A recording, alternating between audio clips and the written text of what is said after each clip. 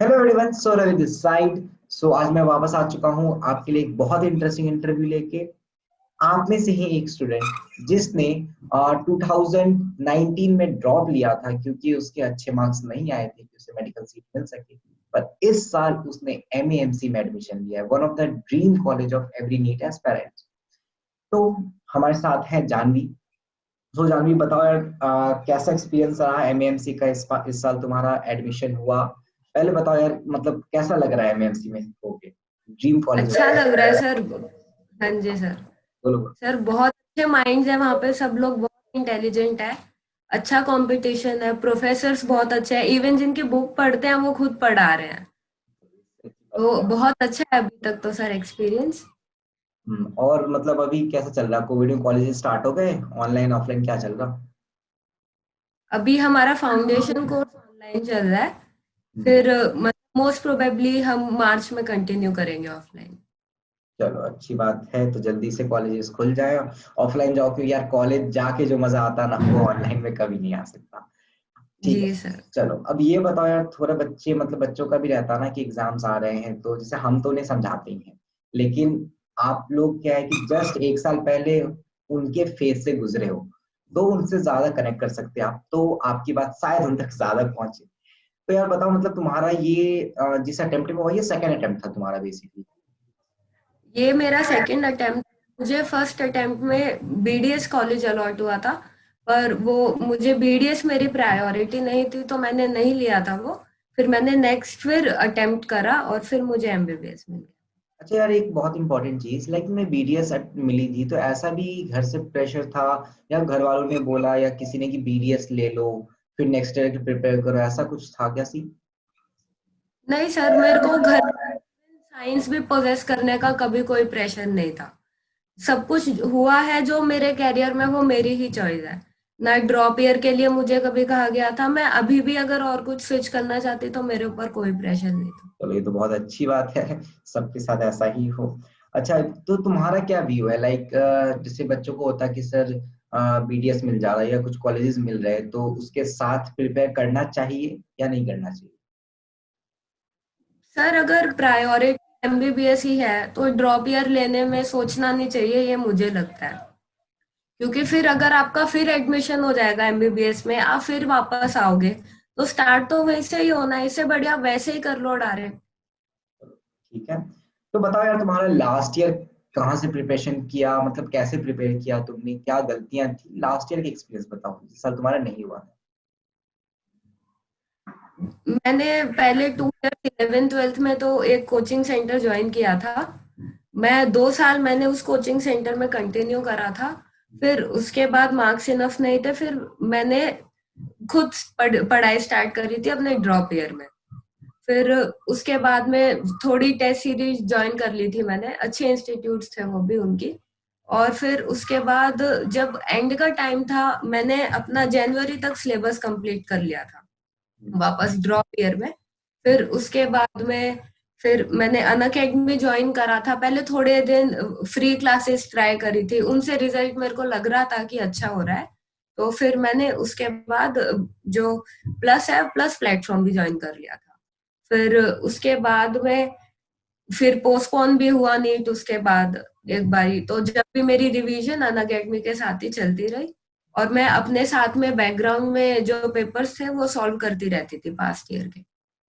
अच्छा, तो मतलब लास्ट ईयर तुम्हें क्या लगता है, जब तुमने 2 साल प्रिपेयर किया 11 12, तुम्हारी क्या ऐसी गलती थी जो मतलब एक रीजन बनी उस साल सेलेक्ट ना होने की?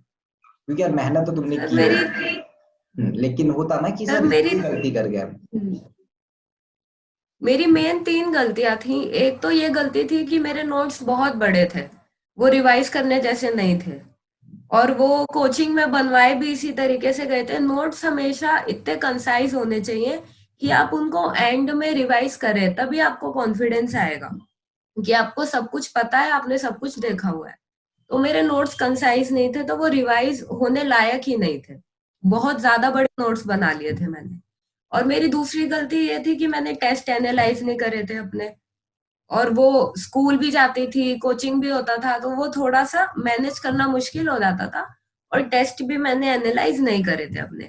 मेरी थर्ड मिस्टेक ये थी कि मेरे कोई मतलब ऐसे मेंटोर नहीं थे, मैंने कभी टीचर से ऐसे मतलब कि पर्सनल टच नहीं रखा कि मैं उनसे मेरी स्पेसिफिक प्रॉब्लम्स है तो मैं वो भी अलग जाके पूछती हूँ।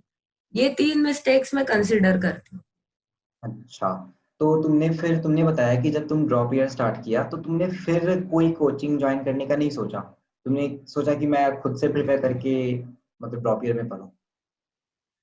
हाँ सर, मेरे को एक्चुअली ना जो पहले कोचिंग सेंटर में पेपर होते थे उसके लेवल से और नीट देने के बाद ये रियलाइज हो गया था कि नीट का पेपर रियल में आ कैसा रहा है। हम्म। वो बहुत ज्यादा पढ़ा रहे थे, वो सही है अपनी जगह, लेकिन पर वो बहुत ज्यादा था नीट के पेपर के हिसाब से। तो ये मैंने रियलाइज करा कि इतना तो मैं खुद भी अगर रिवाइज करूं अच्छे से तो मेरा हो जाएगा, क्योंकि मेरे बेसिक कॉन्सेप्ट सही थे। मुझे रिवीजन और करनी थी और चीजों को फिर ऐसे एनालाइज करना था जैसा लेवल नीट के पेपर में आ रहा है। हम्म। नीट का पेपर मेनली क्या है ना कि आपका इंटेलिजेंस आपको वो नहीं प्रूव करना। आप पहले पैटर्न एनालाइज करो, अगर सिंपल क्वेश्चन आ रहे हैं तो सिंपल की प्रैक्टिस पहले खुद को दो। उसके लिए डिफिकल्ट क्वेश्चंस के लिए पहले वो जो बहुत बड़ा प्रोपोर्शन इजी क्वेश्चंस का आ रहा है उसको स्टेक पे मत लगाओ। हम्म। चलो, बहुत इंपॉर्टेंट बात कही, जो बच्चे देख रहे होंगे वो जरूर नोट कर रहे होंगे ये बातें। चलो, अब मेरे को ये बताओ, लाइक केमिस्ट्री होती है, तो फिजिकल केमिस्ट्री, इनऑर्गेनिक और ऑर्गेनिक, तीनों को अप्रोच करने का अपना अपना तरीका होता है। तुम्हारा क्या तरीका था, और एक तुम्हारे लिए एक आइडियल एक स्टूडेंट है उसका क्या वे ऑफ अप्रोच होना चाहिए इन तीन सब्जेक्ट्स को लेकर? जब 11th 12th में थी तो मैं कोचिंग में जैसे चल रहा था वैसे ही चली थी। जैसे पहले पूरा 11th का सिलेबस कंप्लीट हुआ, देन 12th का हुआ। फिर उसके बाद मैंने ड्रॉप ईयर में क्या करा था, पूरी फिजिकल पहले पढ़ी थी, क्योंकि फिजिकल में बहुत सारे बेसिक कॉन्सेप्ट्स है, जैसे जो मोल वगैरह के कॉन्सेप्ट है, एन फैक्टर, ये सब बाद में रिडॉक्स में भी जाके लगते हैं और आपको ये यहाँ आते हैं तो वहां पे इक्वेशंस को समझना थोड़ा इजी हो जाता है। तो मैंने फिजिकल पहले करी थी, उसके बाद इनऑर्गेनिक करी थी, देन ऑर्गेनिक करी थी। तीनों पूरे पूरे करे थे ऐसे। अच्छा, तो मतलब जैसे कि बच्चों का रहता है कि सर एनसीईआरटी के बाहर आएंगे क्वेश्चन, नहीं आएंगे, तो बेसिकली फिजिकल तो ऐसे हम कर सकते हैं, कंसेप्ट की चीज है, उसमें एनसीईआरटी से अंदर या बाहर का बात नहीं होता, वो तो कंसेप्ट अगर आता है तो आपको न्यूमेरिकल सॉल्व होंगे। लेकिन ऑर्गेनिक और स्पेसिफिकली इनऑर्गेनिक की अगर हम बात करें, तो क्या लगता है तुम्हें कि एनसीईआरटी से बाहर एक वर्ड भी पढ़ना चाहिए, या एनसीईआरटी इज कम्प्लीटली इनफ? क्या व्यू है तुम्हारा इस एनसीईआरटी से बाहर वर्ड जब पढ़ना चाहिए जब आपका एनसीईआरटी पूरा पहले गारंटीड है कि ये सही है, ये पूरा मेरा पैक हो गया है, ये बिल्कुल सही हो गया है, उसी के बाद और कहीं पे जंप करना है। ये बहुत इंपॉर्टेंट है, क्योंकि बच्चे क्या करते हैं कि पहले इतने बड़े बड़े मॉड्यूल्स दूसरे एक्स्ट्रा मटेरियल पढ़ रहे थे और एनसीईआरटी को कंसिडर नहीं करते। बहुत तो सही सबसे बात है। पहले एनसीईआरटी पूरी करो, फिर कुछ बचता है तब जाओ। बिल्कुल बिल्कुल। अच्छा, तो तुम्हारा जैसे तुमने जब ड्रॉप लिया तब से लेके एग्जाम देने तक, एक्सटेंड होके जो एग्जाम 2-3 महीने आगे बढ़ा, तब तक का तुम्हारा मार्क्स का ग्रोथ कैसे था? मतलब स्टार्टिंग से मार्क्स आते थे या कब मार्क्स आने स्टार्ट हुए, उसके बारे में थोड़ा बताओ। पहले 11th 12th में मेरे सही ही रहते थे, लेकिन जो टेस्ट का पैटर्न था वो थोड़ा वहां पर अलग था। वो काफी हाई लेवल का था, नीट में कम लेवल आता है, सिंपल क्वेश्चंस होते हैं, तो उस हिसाब से हो जाता था। पर लेकिन फिर नीट में क्या हुआ, एकदम से वो पेपर तो अलग आया पूरा एनसीईआरटी बेस्ड, तो वहां पे मार्क्स ड्रॉप कर गए। फिर उसके बाद जब मैंने पूरा रिवाइज करके फिर टेस्ट सीरीज ली, फिर स्टार्ट करा, तो मार्क्स बढ़ रहे थे धीरे धीरे। फिर उसके बाद में लॉकडाउन हो गया, पूरी जो स्ट्रेटेजी बनी हुई थी वो पूरी कोलाप्स हो गई। फिर उसके बाद में थोड़े से मार्क्स गिरे थे शुरू में। फिर एट दैट टाइम मैंने क्या करा था, अनअकैडमी प्लस ज्वाइन कर लिया था। फिर तो मेरे को वहां से भी बूस्ट मिला था थोड़ा, और थोड़ा एक पीयर सर्कल ऐसा मिल गया था कि तो सब साथ में थे, डाउट्स लेते थे एक दूसरे के, टीचर से कनेक्टेड रहते थे, तो अच्छा चल रहा था। फिर धीरे धीरे मार्क्स फिर और बढ़ने लगे मेरा। बल्कि मैं कहूंगी लॉकडाउन के बाद जो टाइम है जब लोगों के मार्क्स बहुत गिर रहे थे, डिमोटिवेट हो रहे थे बच्चे, मेरे को उस टाइम ने बहुत बूस्ट करा है। मेरे मार्क्स जब भी बहुत बढ़े। बहुत अच्छी बात है। अच्छा, तुमने बात की कि तुमने अनअकैडमी प्लस ज्वाइन किया, तो मतलब तुम्हारी जो प्रिपरेशन से लेके तुम्हारा जो सिलेक्शन हुआ, तुम्हें कहाँ लगता है कि अनअकैडमी प्लस ने तुम्हारी हेल्प की, मतलब इसका क्या रोल रहा तुम्हारे सिलेक्शन में? सर मैंने लेसन्स जो स्पेशल क्लासेस थी वो ली थी थोड़ी, पर डिसकंटिन्यू कर दी थी क्योंकि फिर अपना भी चल रहा था साथ में। फिर उसके बाद में मैंने ये ड्रॉप ईयर में वापस कंटिन्यू करा था और मैंने फिर नहीं छोड़ा था। स्पेशल क्लासेस भी मैं पूरी ले रही थी। फिर उसके बाद प्लस पे रिवीजन कोर्सेज आने लगे थे, वो उसमें क्वेश्चंस कराते थे, पूरा रिवीजन होता था और एंड में तो नोट्स भी बनवाए थे उन्होंने, कंसाइज जो 1 1 पेज के थे उससे रिवीजन बहुत अच्छा हो जाता था। तो मैंने जब भी ज्वाइन करा था 3 4 महीने पहले नीट के, और फिर अच्छा गया था मेरा। उसके साथ मेरी जो पूरी रिवीजन अच्छी स्केड्यूल हो गई थी, मैंने क्वेश्चंस बहुत प्रैक्टिस करे थे अनअकैडमी के through. All that help me a lot. अच्छा, तो लास्ट के मतलब तुम्हारा कहना है कि जो रिवीजन कोर्सेज हैं उन्होंने बहुत हेल्प किया तुम्हारा हम्म। मार्क्स को भाई बूस्ट करने में। चलो बहुत अच्छी बात है। अच्छा यार देखो, जैसे अभी 3 महीने एग्जाम को बच गए हैं, 2 या 3 महीने, तो इस टाइम एक मेंटल प्रेशर बहुत ज्यादा रहता है, तुम स्टूडेंट हो तुम्हें पता होगा, हम्म। बहुत ज्यादा रहता है। हमें सारी चीजें आती हैं तब भी एक बहुत प्रेशर रहता है कि मतलब सर, बच्चे ऐसे मेरे को बोलते हैं ना, सर पढ़ ही नहीं पा रहे, दिमाग में वो चलते रहता है ना हमेशा एग्जाम के बारे में, वो एक थॉट ही नहीं जाता। तो इस प्रेशर को कैसे हैंडल किया जाए? ये मैंने अपने टॉप ईयर में ये देखा था कि एक तो आप हर बार अपनी फीलिंग्स को इम्पोर्टेंस नहीं दे सकते। नीट का अगर आपको क्रैक करना है तो जब आपका मन कर रहा है आपको तब भी पढ़ना है, और जब मन नहीं कर रहा ना तब भी पढ़ना है। तो आप हमेशा मोटिवेटेड नहीं रह सकते, हमेशा आपको ऐसे नहीं लगेगा कि हो जाएगा, लेकिन आपको उस टाइम पे ही पढ़ना है, वही चीज आपको आगे लेके जाएगी।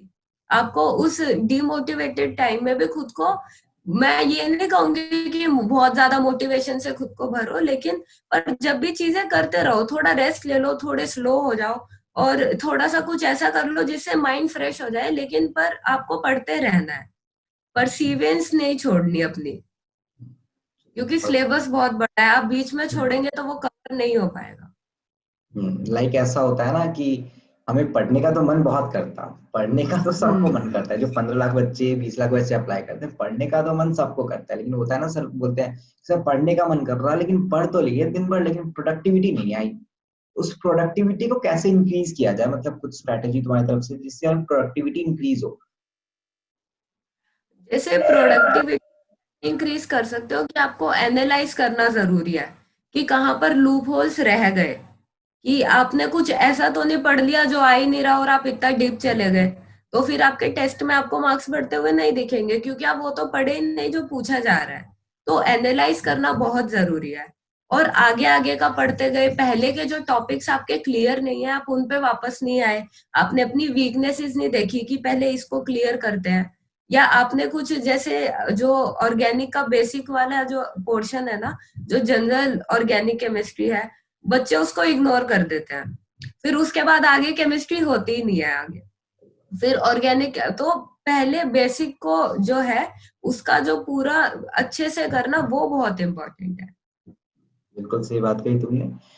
अच्छा ये बताओ कि जैसे अभी कोई ऐसा स्टूडेंट है, लाइक उसने पढ़ सब लिया है, सिलेबस हो गई है पूरी, सिलेबस हो गया है, नोट्स अच्छे से आते हैं, लेकिन हमने प्रैक्टिस नहीं करा है, वो एक डर लग रहा है कि नोट्स तो हमने पढ़ लिए सारे कंसेप्ट, लेकिन एग्जाम में प्रैक्टिस कम होने के कारण मार्क्स शायद ना आए या कम हम्म। आ रहे हैं। तो क्या अभी बचे हुए 3 महीने में वो इस सिचुएशन से एक मेडिकल सीट क्रैक कर सकता है? आपके पास 3 महीने हैं, 3 महीने बहुत है, बहुत अच्छी प्रैक्टिस करने के लिए। मैंने इसी एंड टाइम में सबसे ज्यादा प्रैक्टिस करी थी। आपको इंटरनेट पे सब अवेलेबल है, सीईटी ट्राई करो, नीट के पहले वाले जो पेपर है उनको 2 3 बारी करके देख लो, प्रीवियस ईयर के क्वेश्चंस लगाओ, जो पहले के एआईपीएमटी के जो है स्टेट एंट्रेंस के पेपर है, ये सारे पेपर ट्राई करो, प्रीवियस ईयर के जो पेपर है मेनली उनको फोकस रख के ट्राई करो। उससे क्या होगा कि आप एक पैटर्न में भी रहेंगे, जो पैटर्न चल रहा है उससे बाहर भी नहीं जाएंगे, और आपको उसी से रिलेटेड क्वेश्चंस आते हैं तो आपको वो आगे भी हेल्प करेगा। चलो बहुत अच्छी बात। अच्छा अब तुम्हारे लिए मतलब फाइनल एडवाइस क्या होना चाहिए, जो बच्चे अभी हैं जिनकी तैयारी बहुत अच्छी है, या जो अभी मैंने बताया प्रैक्टिस करने वाले हैं, टॉपिक्स कवर्ड हैं या कुछ टॉपिक बच्चे हैं कवर करें, उनके लिए final advice for these 2 3 months क्या होनी चाहिए तुम्हारी तरफ से? फाइनल एडवाइस मेरी ये होगी कि जैसे हमारा तो क्या था, पेपर ऑफलाइन था, तो मैं क्या करती थी, मैंने ओएमआर ले ली थी बहुत सारी, और मैं पेपर प्रैक्टिस ओएमआर पे करती थी। तो वैसे ही अगर इस साल ऑनलाइन हो रहा है, आई एम नॉट श्योर कि अगर जैसे इस साल ऑनलाइन हो रहा है, तो आप क्या कर सकते हैं, आप वैसा ही प्लेटफॉर्म देखो और फिर वहां पर प्रैक्टिस करो, अपने को उसी एग्जाम के एनवायरनमेंट में लेकर आओ, ताकि जब नीट का पेपर हो वो तो आपके लिए सडनली ना हो। तो बहुत सारे पेपर प्रैक्टिस करो उसी टाइम स्लॉट में, जब पेपर हो अगर पता है वो तो उसी टाइम स्लॉट में पेपर करो, और खुद को उस एग्जाम के एनवायरनमेंट में लेकर आओ, उससे आपका कॉन्फिडेंस भी बढ़ेगा। चलो, बहुत सही बात। तो यार देखा आपने किस तरीके से जानवी ने अपने पर्सनल एक्सपीरियंस आपके साथ शेयर किए। मे बी आपके साथ इसने जो बताया, जो मेरे अकॉर्डिंग इसने एकदम सही सही बात की। दो तीन बातें जो मैं हाईलाइट करना चाहूंगा जो इसने बताया। पहली चीज कि आप हमेशा मोटिवेटेड नहीं रह सकते। ठीक है, मोटिवेशन आपको अपने आप से लेनी होगी। ठीक है, अगर आप कभी भी डिमोटिवेट फील होते हो तो ये नहीं कि आपको दूसरा कोई आके मोटिवेट करे, आप खुद अपने आप को जितना मोटिवेट कर सकते हो उतना कोई नहीं कर सकता। दूसरी बहुत इंपॉर्टेंट बात जो मैंने सुना अभी जो जानवी ने बोला, उसमें ये बात थी कि आपको पता होना चाहिए आपको क्या पढ़ना है। सिंपल सी बात करें अगर हम, तो आपको पता होना चाहिए आपको क्या पढ़ना है, आप एग्जाम में क्या आने वाला है। ठीक है, जैसे कि मैं हमेशा बोलता हूँ NCERT is more than enough, वही बात जानवी नहीं बोली, एनसीईआरटी तक फोकस रहो। तीसरी इंपॉर्टेंट बात, आपको पता होना चाहिए कि एग्जाम के टाइम में रिवाइज क्या करना है। ये नहीं कि आपका पूरा ग्रंथ लेके बैठ गए आप रिवाइज कर, नहीं, वैसे तो एक दिन में रिवीजन नहीं होगा ना। तो आपको शॉर्ट नोट्स आपके बने रहने चाहिए, आपके ओपीएन हर चैप्टर का प्रिपेयर रहना चाहिए। ये कुछ बातें थी। चलो जानी, बहुत अच्छा लगा तुमसे बात करके, और उम्मीद थैंक यू है सो हमारे मच। कॉलेजेस जल्दी खुल जाए यार, क्योंकि फिर से वही बात है, ऑफलाइन कॉलेजेस की बात तो फिर क्या ही है। एमएएमसी ड्रीम कॉलेज, हम जाओगे तब तक, जब तक थैंक मान यू। तो वो वाली फील तो आने से रही। ऑनलाइन तो ठीक है, कोई बात नहीं, खुल जाए। अब पैंडेमिक भी धीरे धीरे ऑलमोस्ट खत्म होने पे आया है, कॉलेजेस खुल ही जाएंगे जल्दी। तो चलो, फिर हम मिलेंगे कुछ दिनों बाद एक और नए सेशन के साथ, नए टॉपिक में। तब तक के लिए bye bye, take care, bye bye Janvi, and bye bye everyone.